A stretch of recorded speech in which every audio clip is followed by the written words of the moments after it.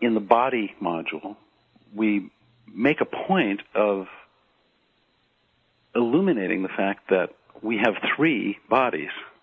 The physical body that we always usually think of when we use the word body is only one dimension of our incarnation. That there are dimensions of the being subtler than the physical that are also important.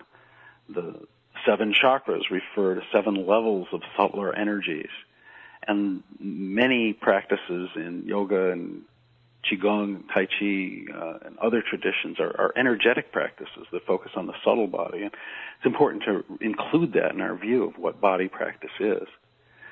And there's even what's sometimes called the extremely subtle body in the Tibetan traditions, or the causal body, which is generally viewed as being absolutely still and without content, either infinitesimally small or infinitely vast, black, unmoving. It's essentially the body of the witness, the body of consciousness itself. And we usually invoke that as make sure to include that so that the body is framed in its most expansive and profound contexts, and the exercise of the body is conscious. So when you talk about physical exercise here, the body module, you're not simply saying, take up some exercise, go lift weights, and now you're doing the body practice. But you're saying if you're doing the body practice within the integral life practice frame, you're doing it as an extremely conscious practice that has to do with more than just your physical. Is that right? Yeah, that's right. And an understanding of the full dimensionality of the body-mind. Mm-hmm.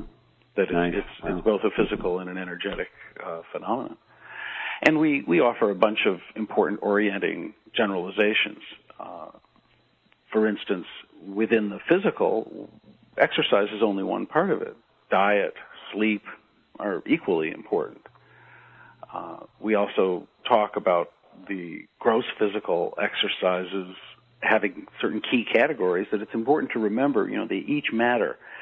It's not like every practitioner will do exercises in all these categories every day or week or month, but if your understanding of physical exercise includes strength training, cardiovascular fitness, and neuromuscular coordination, the kind of thing you get from split-second coordination in a sport, basketball or dancing or surfing, you remember, that's right. If I just build muscle strength, I'm going to gain a lot, but I won't gain some things I would gain if I did sustained cardiovascular exercise, and that offers some different benefits. And if I just do strength and cardio, and I don't do anything that improves my coordination and the way that my brain and body are interacting, and my split-second timing, my aliveness in those dimensions, something could be left out. And just having that awareness that all those things matter, those kinds of orienting generalizations are one of the main things that we offer with ILP. Another thing that ought to be brought up is that we also have a concept, we call it 1-minute modules, such that in our busy lives, sometimes people only have, some days, 10 minutes to devote to practice.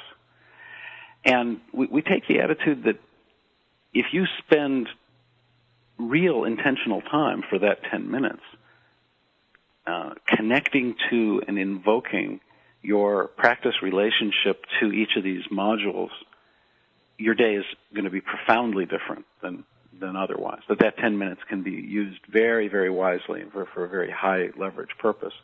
So we offer forms of practice that only take a few minutes in each module. And in the body module, we have a particularly, I think it's a evocative and poetic form. We call the 1-minute module for the 3-body workout that invokes those 3 bodies and exercises them in a basic way. And so in a way, it's important to look at practice as something that naturally evolves across the course of your life, that you need to make enduring commitments to a series of practices, but that over time you can change them.